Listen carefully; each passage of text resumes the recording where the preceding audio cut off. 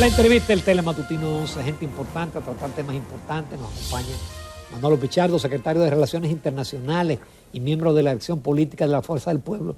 Con él ya sí podemos hablar de política, porque cuando estaba en el Parlacén y cuando estaba en Copal no podíamos tratar temas locales, pero ahora podemos abordar temas locales y, por supuesto, temas internacionales.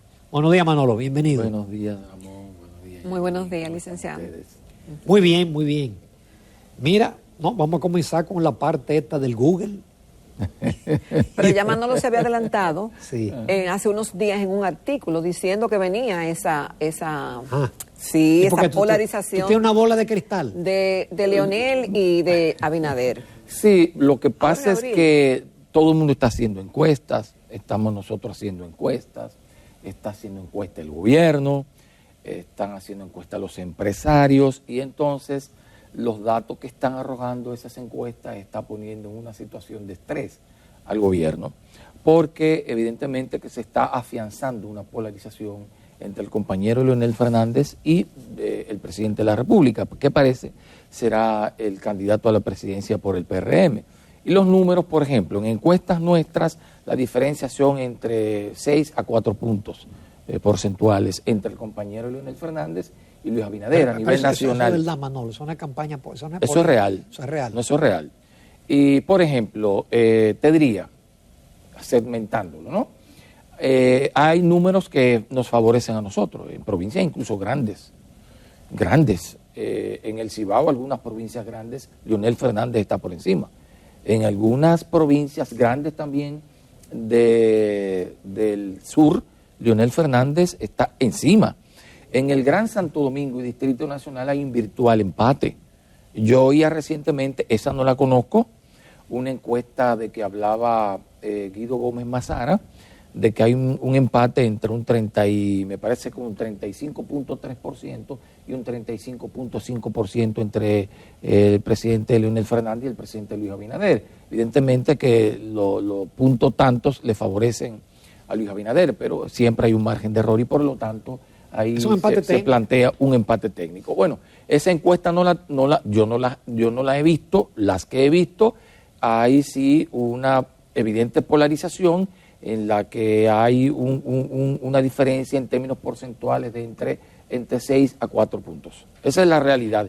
Y eso explica que desde hace un tiempo, porque no fue ayer con lo del Google, ya hace unos meses, desde el gobierno son ataques directos y virulentos contra el compañero Leonel Fernández, que no está haciendo él ni la Fuerza del Pueblo una oposición irresponsable. Nosotros lo que estamos es señalando las cosas que está haciendo el gobierno y que entendemos no favorecen a la gran mayoría de la población, como por ejemplo el tema de la tasa cero. Como tú me vas a plantear una tasa cero para 67 productos que se producen en la República Dominicana, tú estás destinando a la quiebra a los productores nacionales y además con la quiebra de los productores nacionales está generando desempleo. Entonces, bueno, ahora viene un plan de apoyo a los productores. Bueno, ahí lo vimos ayer. Tendríamos que ver, analizar qué es lo que va a hacer para nosotros fijar una posición.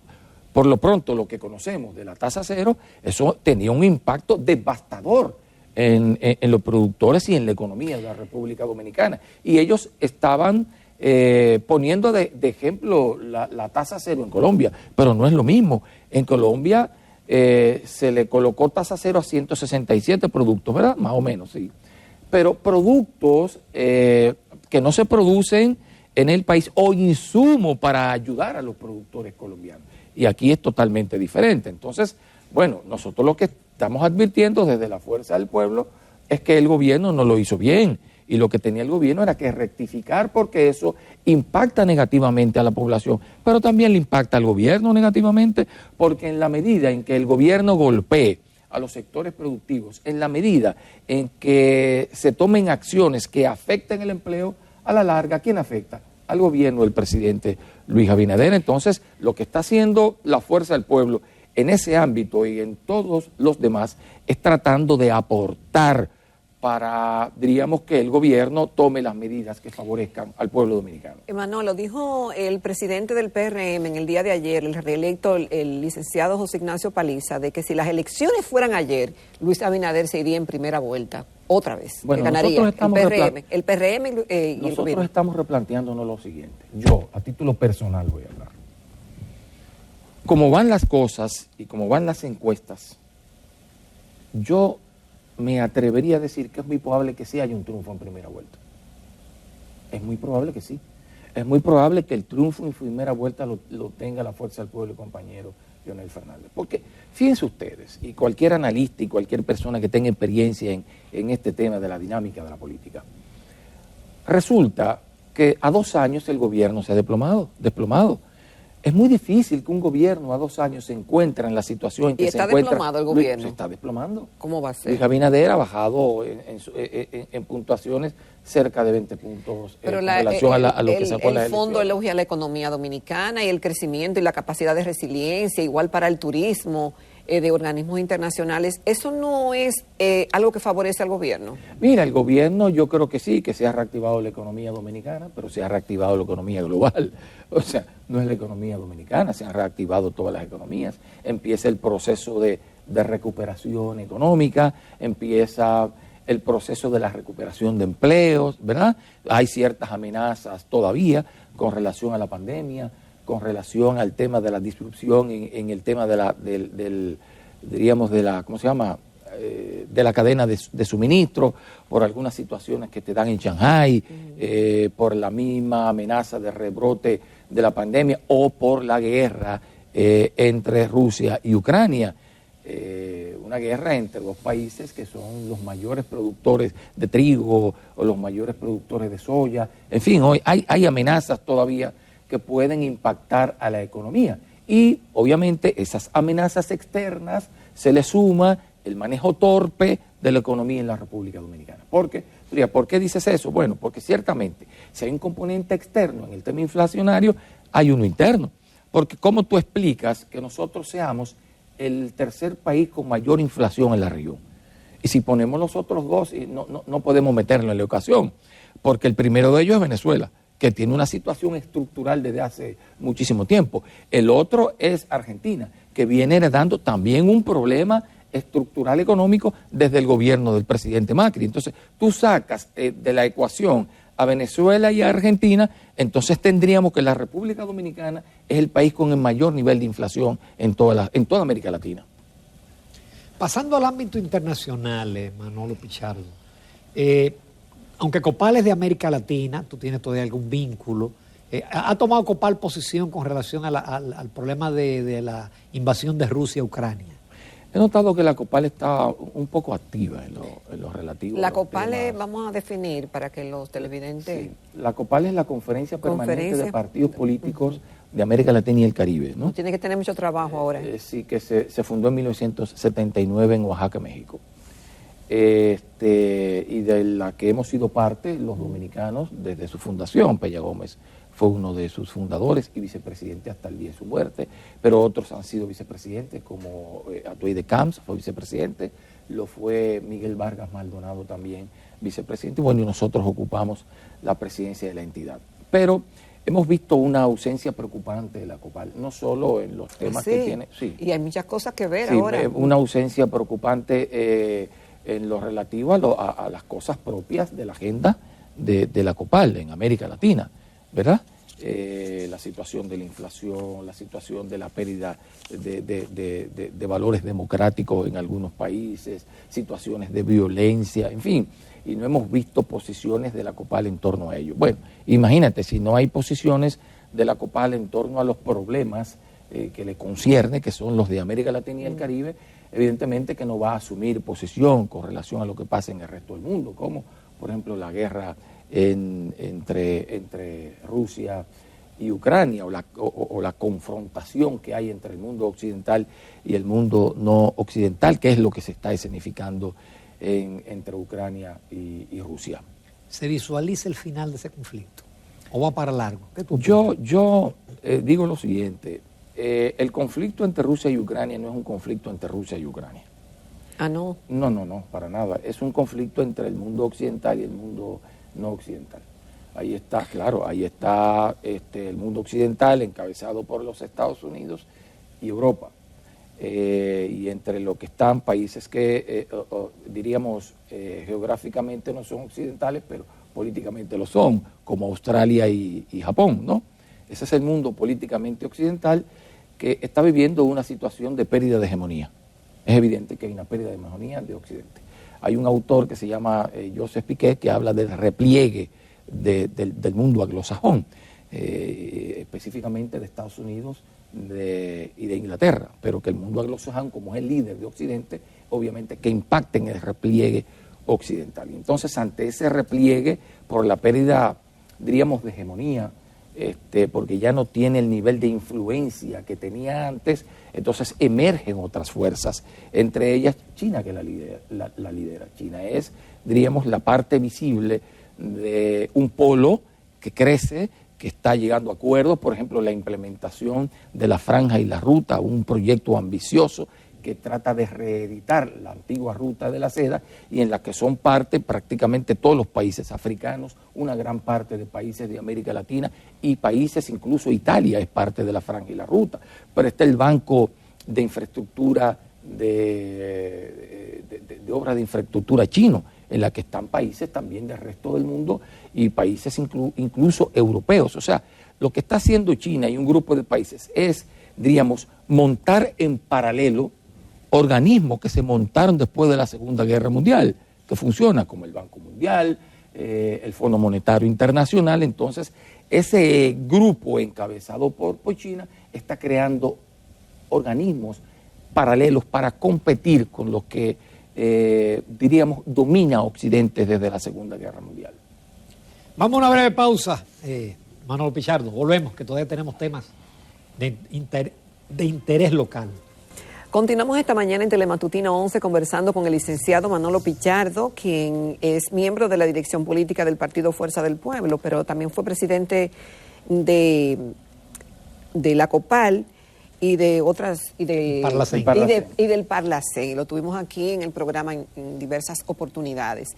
Este escenario del 2022, Manolo, con la situación de la inflación a nivel mundial y la República Dominicana, claro, incluida, el tema del desabastecimiento, la amenaza ahora con lo de una posible ola del COVID y sobre todo cómo pesa la guerra entre Rusia y Ucrania y todo lo que eso significa y cómo nos impacta esta parte del mundo de América Latina que ya en sí estábamos vulnerables, pero que esta situación nos hace más vulnerables.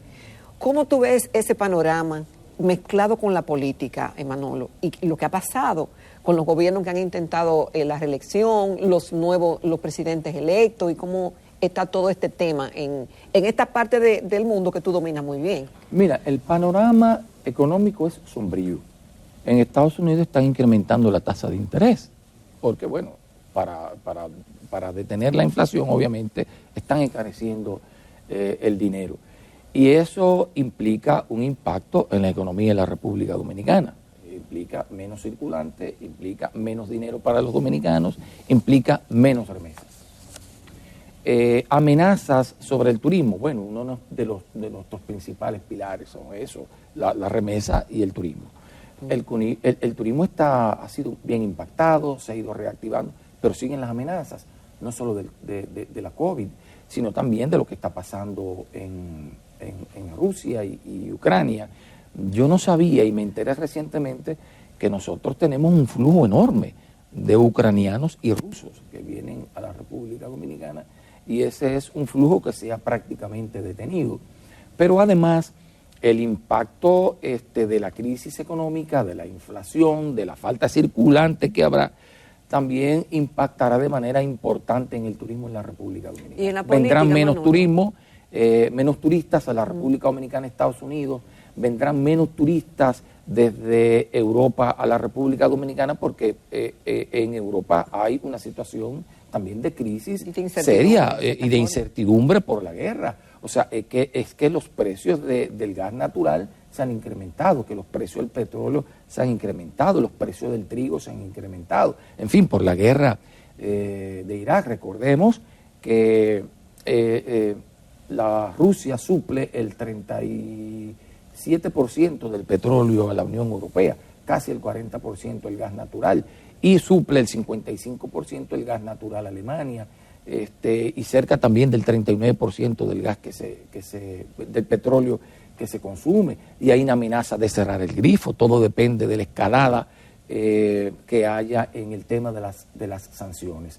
Esto de las sanciones es como una especie de tiro en el pie que se ha dado Occidente, porque está impactando las economías occidentales, aunque también está impactando de manera considerable la economía de Rusia. Pero todo este panorama que se está viviendo a nivel global y que va a impactar de manera importante en América Latina, obviamente que impactará en la República Dominicana y tendrá el impacto a su vez en el proceso electoral que se avecina. Hay quien, yo estuve leyendo una declaración del presidente de la Reserva Federal de Minnesota, que él decía que todo ese conjunto de cosas obliga a la Reserva Federal a llevar la recesión a los Estados Unidos para poder equilibrar la oferta y la demanda. Y aún más, ya hay quien apuesta a una estanflación. Obviamente porque hay una inflación que no tiene que ver con el tema monetario, ¿verdad? Y entonces cuando tú encareces el dinero, ahí se combinan ambas cosas. Y podríamos vivir la peor situación económica que puede vivir un país, la estanflación. Incluso ya economistas en Estados Unidos están previendo posiblemente una estanflación en los Estados Unidos. Cuestión que se puede... Y eso es mortal. Eso es mortal. La inflación de la década de los 70 y los 80 en Estados Unidos fue lo que provocó la década perdida. La década perdida. Y bueno, y puede ocurrir en la República Dominicana porque, bueno, nuestro principal socio comercial es los Estados Unidos.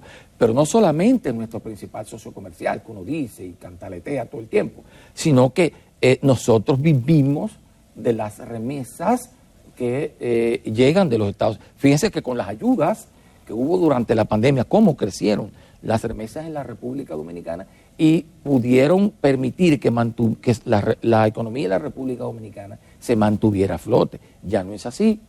Ya esas remesas no fluirán como fluían. Ya con el tema de la recesión y la inflación en los Estados Unidos, la gente ya no tiene dinero incluso para enviar a la República Dominicana. Y se está planteando de que la burbuja inmobiliaria que se estuvo dando en Estados Unidos recientemente puede estallar igual que como estalló en 2007. O sea, hay un panorama bastante sombrío para el mundo, bastante sombrío para América Latina y obviamente para la República Dominicana. Manolo, en tu experiencia como presidente del Parlacén, como presidente de la COPAL, donde tuviste la oportunidad por mucho tiempo de conversar con líderes, con pensadores, presidentes, políticos, profesionales de diferentes niveles, de los países del área, ¿por qué esta región no acaba de ponerse de acuerdo? Algunos alegan que falta de educación, que los niveles de educación no nos permiten como salir adelante y reducir esa brecha. Por ejemplo, el 33%, según un artículo publicado en el Listín Diario del día de ayer, de la violencia en el mundo viene de los países de América Latina. Esa desigualdad tan grande, ¿por qué no salimos de ese hoyo y como que adelantamos como región? Mira, tú sabes ¿qué nos pasa? Nosotros somos el continente más desigual. El continente más desigual del globo. Y eso tiene que ver con un tema de despojo durante mucho tiempo. América Latina no era dueño de su destino. América Latina no se gobernaba.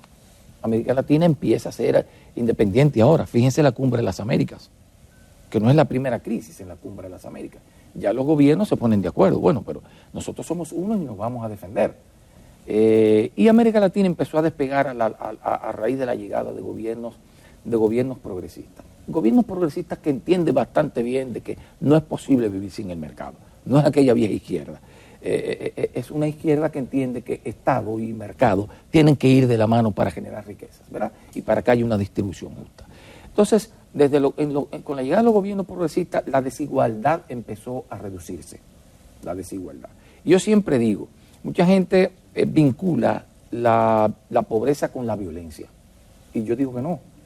Y pongo algunos ejemplos. Exacto. Pongo algunos ejemplos. Por ejemplo, Nicaragua es uno de los países más pobres de la región, uno de los menos violentos.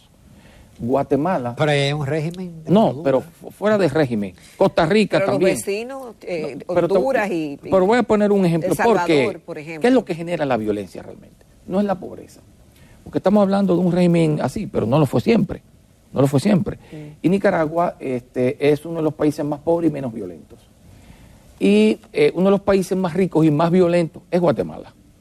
El Producto Interno Bruto del PIB de Guatemala es diríamos, de ¿cuánto? De 80.000 millones de dólares. El de Nicaragua es de apenas 11.000. Manolo? Entonces, voy a poner el ejemplo. ¿Qué es lo que lo produce? Es la pobreza. Nicaragua más pobre, menos violento. Guatemala más rico, más violento. Se habla del triángulo de la muerte. Guatemala, El Salvador y Honduras, ¿verdad? Y son más ricos los tres que Nicaragua. El problema de la violencia es la desigualdad. Es la desigualdad.